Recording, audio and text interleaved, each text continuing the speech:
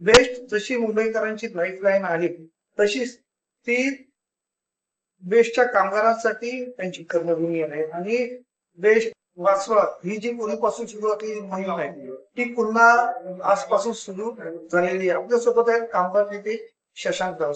Sir नमस्कार, आपलं स्वागत आहे. नेमकं काय घडलं की बेस्टच्या ताफ्यामधल्या ज्या बस आहेत त्यांची संख्या 3,337 असायला, परंतु ती पुढे जात नाही. ठेकेदारीवर बसली दिला जात आहे. असं आहे की पीएसटीने स्वमालकीच्या 3,000 बस गाड्या असणं गरजेचं आहे, पण स्क्रॅप झालेल्या गाड्यांसाठी महानगरपालिकेने पैसे द्यायचे असून त्यांनी दिलेले नाही आणि त्या गाड्या आता आजाराच्या खाली गेल्या. दुसऱ्या बाजूला कॉन्ट्रॅक्टने ज्या गाड्या आहेत, कॉन्ट्रॅक्टर्स कुठेही कोणत्याही नियमांचं पालन करत नाहीत, मेंटेनन्स बरोबर करत नाहीत, ड्रायव्हरची ट्रेनिंग बरोबर करत नाहीत आणि या सर्ववर बीएसटीचा काही कंट्रोल दिसत नाही. आणि त्यामुळे जी दुःखद घटना 9 तारखेला घडली ती त्याचाच एक भाग आहे असं मी समजतो. कारण जर व्यवस्थित सर्व मेंटेन केलं असतं, ड्रायव्हरची ट्रेनिंग झाली असती, सर्व नियम पाळले असते तर ही घटना झाली नसती.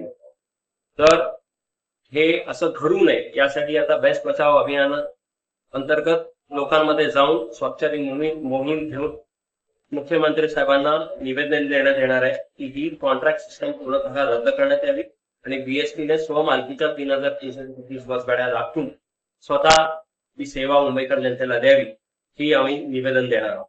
सर जवळपास 1.25 कोटीच्या पेक्षाही जास्त लोकसंख्या मुंबई शहराची आहे.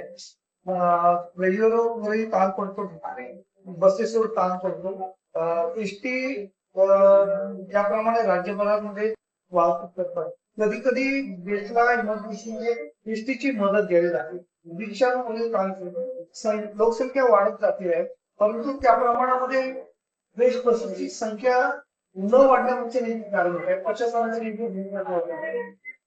2018 पासून जी भूमिका महानगरपालिका आणि बीएसटी कमिटीने घेतली त्याला ते जबाबदार आहेत आणि त्यांनी खासगीकरणाची जी भूमिका घेतली, मुळात ही सेवा आहे मुंबईकर जनतेला द्यायची. तर मुंबईकर जनतेला सेवा द्यायची असेल तर तुम्हाला स्वमालकीच्या बसेस जास्तीत जास्त ठेवावे लागतील. पण खासगीकरणाच्या भूमिका घेतल्यामुळे आज जी परिस्थिती आपल्या समोर आहे, जी बसेस मिळत नाहीत, बसेसची सेवा किंवा सेवेची दर्जा बरोबर नाही, हे सर्व त्याच कारणांमुळे होत. नेमकी आता याला तुम्ही जबाबदार नेमकं कोणत्या राजकीय पक्षाला किंवा कोणत्या युनियनला धरून मला वाटतं? याची सुरुवात 2018 मध्ये शिवसेनेने केली आणि माझ्या हिशोबाने कारणीभूत तेच आहे, कारण तिकडनं पायंडा पडला आणि आता ऍडमिनिस्ट्रेटर आहेत, त्यामुळे जी सिस्टम चालू आहे तीच त्यांनी पुढे रेटलेली आहे. आम्ही येणाऱ्या काळामध्ये माननीय मुख्यमंत्र्यांना भेटून जास्तीत जास्त बसेस बीएसटीने स्वतः चालवाव्या आणि कॉन्ट्रॅक्ट रद्द करावं ही मागणी करणार आहे. धन्यवाद. सर नेमकं काय करणार तुम्ही अभियानामधून, नेमकं काय करणार? स्वाक्षरी अभियान आहे, जनतेची स्वाक्षरी घेऊन त्यांचं निवेदन माननीय मुख्यमंत्र्यांना देणार. लोकांमध्ये जनजागृती होईल का स्वाक्षरी?